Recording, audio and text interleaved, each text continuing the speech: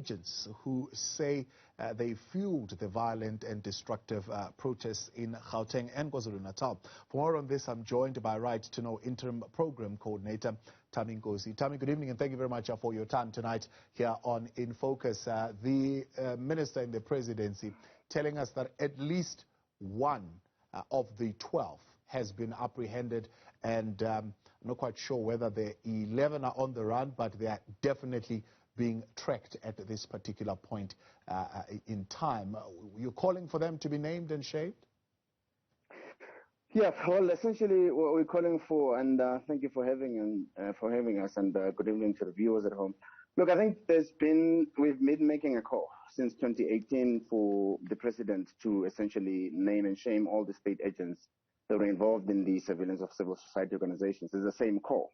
What we're saying is that these rogue elements continue to function within the State Security Agency, primarily because the State Security Agency is not implementing the recommendations of the high-level panel review insofar as cleaning up the agency is concerned, and actually just dismantling and making sure that everybody that was involved in the Special Operations Unit is actually dealt with. So it's the same call. What we're saying is that the State Security Agency at this current moment is in a mess, is in tatters, and the sooner we can name and shame these folks, the better, because then at least we can begin the process of cleaning up what would be the state security agency that would work for the society. So yes, you know, the minister in the presidency at the moment says one is only apprehended and they can't name them until they appear in court. And we understand that they've placed surveillance on the other 11. Hopefully, be that as it may, they've applied to the designated liquor judge to even track these other 11 suspects. We don't want them breaking the law, even when they're following up on leads. So, yeah, we're hoping that as soon as the one that appears in court can be named, and the other 11, as soon as they're apprehended, they can be named as well, because I think it's important for society to know what exactly is happening within the State Security Agency. How do we know that even those very same investigations are not being compromised as we speak right now?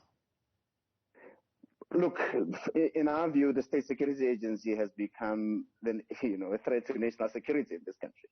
I mean, the deliberate dismantling of, or the weakening of, or the hollowing out of the State Security Agency over the past 9 years, the illegality of the Special Operations Unit. Newzroom was mentioned, for example, the head of the SOU, which is the Special Operations Unit, was mentioned as perhaps one of the people that were the ringleaders. Even in instigating all this instability at the same time. So there's very little information coming out of the State Security Agency, very little information coming out of the Joint Standing Committee on Intelligence, which is supposed to be holding them accountable insofar as the parliamentary process is concerned.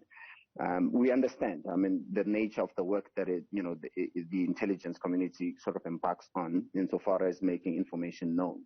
But unfortunately for us, for the society, to at least, gain some public sympathy, for the agency to gain some public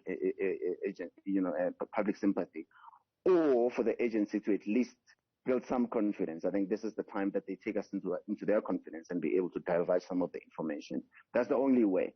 Otherwise, for now, all we know is what they tell us, and unfortunately, it's not good enough. You could have seen the presser that the minister sat there, and Barry Bateman even had to tell her that, look, from the information I have, people that are instigating this unrest are actually within the State Security Agency.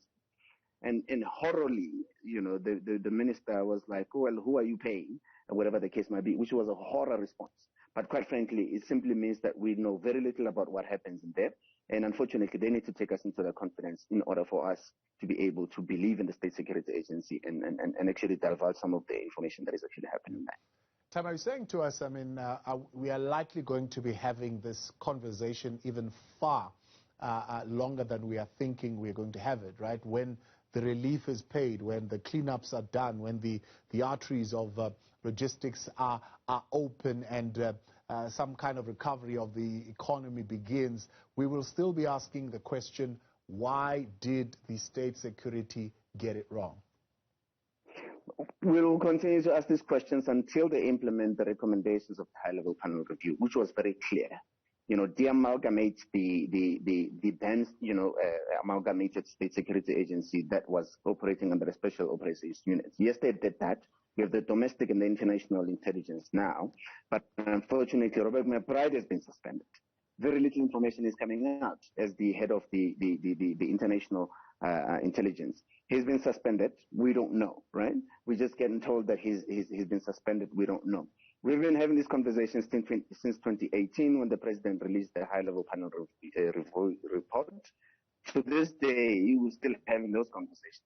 And until there is some accountability in Parliament, at least until there is some accountability with the oversight mechanisms like the Inspector General of Intelligence, whose term